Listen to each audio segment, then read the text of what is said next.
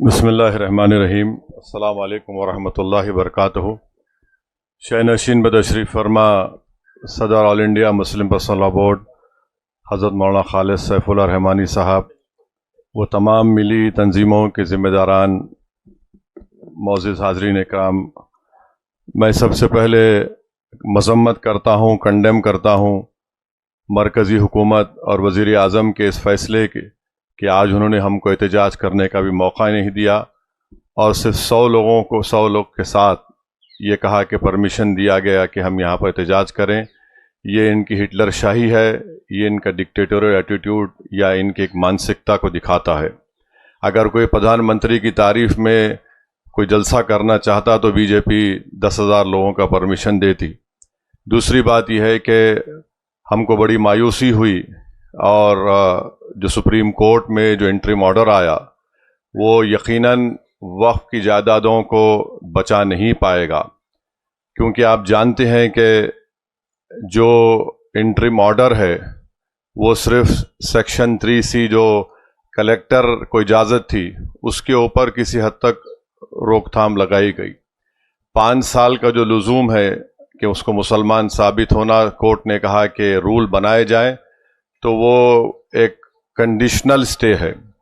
ایسا رول بنایا جائے گا کہ کوئی مسلمان جو ہے اپنی جائیداد کو وقف بھی نہیں کر پائے گا، اور سوال یہ اٹھے گا کہ کیا آپ مسلمان ہے یا نہیں۔ دوسری بات یہ ہے کہ ہم لوگ خوش نہ ہوں کہ سیکشن 3C پر روک لگ گئی۔ ایک ڈیزگنیٹڈ آفیسر ہوگا جو تحقیقات کرے گا، اور دلی میں 123 پراپرٹیز ہیں جس کا DDA کہتا ہے کہ ان کی جائیداد ہے، جس میں ایک مسجد کے امام محب اللہ ندوی صاحب ہیں۔ تو آپ لکھ کر رکھ لیجئے کہ ان 123 پراپرٹیز پر بھی بھارت کے وزیر اعظم کی نظر ہے کہ کیسا اس کو حاصل کیا جائے ایک ڈیزگنیٹڈ آفیسر سے۔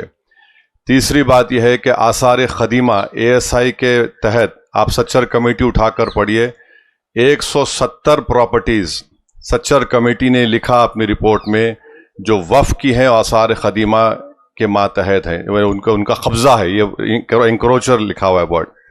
اب سپریم کورٹ نے اس پر سٹے نہیں دیا تو اس کا ہوگا یہ کہ جہاں یہ جائیداد وقف تھی اب یہ وقف نہیں رہے گی۔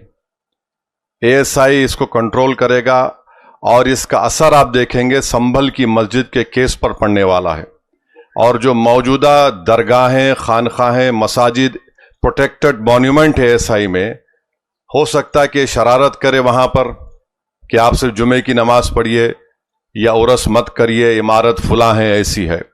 لیمیٹیشن ایکٹ تلنگانہ، آندھرا، تمل ناڈو میں ہندو اینڈومنٹ بورڈ کے اوپر لیمیٹیشن قانون نافذ نہیں ہوتا ہے، اس پر بھی سپریم کورٹ نے سٹے نہیں دیا۔ تو یعنی جہاں جہاں وقف کی پراپرٹیز پر اللیگل انکروچمنٹ ہے، قابض لوگ ہیں، وہ مالک بن جائیں گے۔ اور تیسری بات یہ ہے کہ شیڈول ٹرائب ایریا میں وقف اگر آپ کی بھی پراپرٹی ہوگی تو آپ وقف نہیں کر سکتے۔ یہ بتائیے کیسا ہوگا یہ؟ اگر کوئی مسلمان قانونی طور پر شیڈول ٹرائب ہو سکتا ہے تو جائیداد اگر اس کی ہے اور وقف نہیں کرے گا تو کیا یہ آرٹیکل 14 بولیے، آرٹیکل 15 بولیے، 26 بولیے، 29 بولیے، اس کا وائلیشن نہیں ہے؟ وقف الاولاد کے بارے میں ہم بات نہیں کر رہے ہیں۔ اگر کوئی وقف الاولاد کرنا چاہتا ہے تو بھارت کے وزیر اعظم کو مسلم بیٹیوں سے اتنی محبت ہے کہ ان میں اتنی ہمت نہیں ہے کہ بلخیس بانو کو بلا کر مل سکے، مگر وہ کہہ دیے کہ آپ اپنی جائیداد کو بچیوں کا حق مار کر وقف نہیں کر سکتے۔ دوسرے دھرم میں آپ اپنی پوری جائیداد کو اپنے بھگوان یا اپنی آستھا کی بنیاد پر دے سکتے، مگر یہاں پر یہ قانون بنا دیا گیا۔ افسوس یہ ہے کہ سپریم کورٹ نے اس پر بھی سٹے نہیں دیا، تو وقف الاولاد بھی نہیں ہوگا۔ اور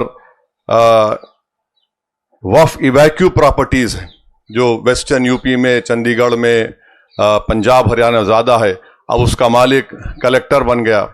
اور یہ مت سمجھیے کہ کلیکٹر سروے کرے گا۔ اب جب کلیکٹر سروے کرے گا تو کلیکٹر ریاستی حکومت کے ماتحت کام کرتا ہے، اور کلیکٹر ایسا سروے کر کے بولے گا یہ پراپرٹی نہیں ہے وقف کی۔ تو اگر آپ بنیادی طور پر ہم یہ کہہ سکتے ہیں کہ یہ جو سپریم کورٹ نے انٹرم سٹے دیا ہے उससे वक्फ की प्रॉपर्टीज बर्बाद हो जाएंगी और ये बीजेपी की हुकूमत जहां जहां जिन रियासतों में उनकी हुकूमत है वहां पर वो वक्फ की प्रॉपर्टीज को बर्बाद कर देंगे। और हैरत अंगेज बात यह है कि पार्लियामेंट में डिबेट से 10 मिनट पहले लोकसभा में 4 अमेंडमेंट्स पेश किए गए स्पीकर की इजाजत से। उसमें शेड्यूल्ड ट्राइब का था, ट्रस्ट का था। ने ट्रस्ट इसलिए बनाया गया कि अब कोई प्रॉपर्टी बॉम्बे ट्रस्ट एक्ट के तहत वक्फ है, तो मोदी ने कहा कि मेरे दोस्त को बचाना है। उन्होंने एक यतीम खाने पर अपना आलीशान महल बनाया है, तो उन्होंने कहा कि अब ट्रस्ट जो पहले बनाया गया और अब बनाया जाएगा वक्फ की प्रॉपर्टी नहीं होगी। तो ये पूरा एक मंसूबाबंद तरीके से मुसलमानों की मसाजिद को, वक्फ की जायदादों को छीनने के लिए ये कानून बनाया गया। हम यकीनन उम्मीद कर रहे थे कि सुप्रीम कोर्ट की ये 3 जजेस की बेंच इन तमाम मुतनाज़ात और इलीगल अनकॉन्स्टिट्यूशनल अमेंडमेंट्स पर रोक लगाएगी, मगर एक इसमें इत्मीनान ये है कि ये इंटरिम ऑर्डर है, मगर अब ये नहीं मालूम कि कब सुप्रीम कोर्ट दोबारा इसकी सुनवाई करेगा, उनका राइट है। तो ये वक्फ को नुकसान पहुंचाने का कानून बनाया गया। हमको अपनी लड़ाई को जारी रखना है, पीछे नहीं हटना है, ना हमको मायूस होने की जरूरत है, बल्कि हमको अपनी लड़ाई कानून के दायरे में रहकर एहतजाजी तौर पर लड़ने की जरूरत है, सियासी तौर पर लड़ने की जरूरत है। बल्कि मैं तो कहूंगा कि मसाजिद में हर जुमे के दिन जितने इमाम हैं जो खुतबा या उससे पहले वाज करते हैं, बयान करते हैं, उनको इसके बारे में बोलते रहना चाहिए। और तैयार हो जाइए, इस मुल्क में अमित शाह NPR NRC करने जा रहे हैं। आप देख लीजिए, पहले उन्होंने कहा कि बंगाल के मुसलमानों को उठाकर बांग्लादेश में फेंक दिया, अब कह रहे हैं कि आबादी बढ़ रही है। इतने झूठे हैं ये लोग कि 1951 से लेकर 2011 तक मुसलमानों का पॉपुलेशन सिर्फ 4.4 बढ़ा। और होम मिनिस्टर रहे थे अमित शाह, कहते हैं आसाम की मिसाल। अरे आसाम को से नागालैंड बना, मेघालय बना, अरुणाचल बना। अगर किसी की आबादी 100 है, 100 में अगर 10 लोग इजाफा हुए तो 10% बोलेंगे। अगर किसी की आबादी 10 है, उसमें 10 लोग बढ़ गए तो 100%।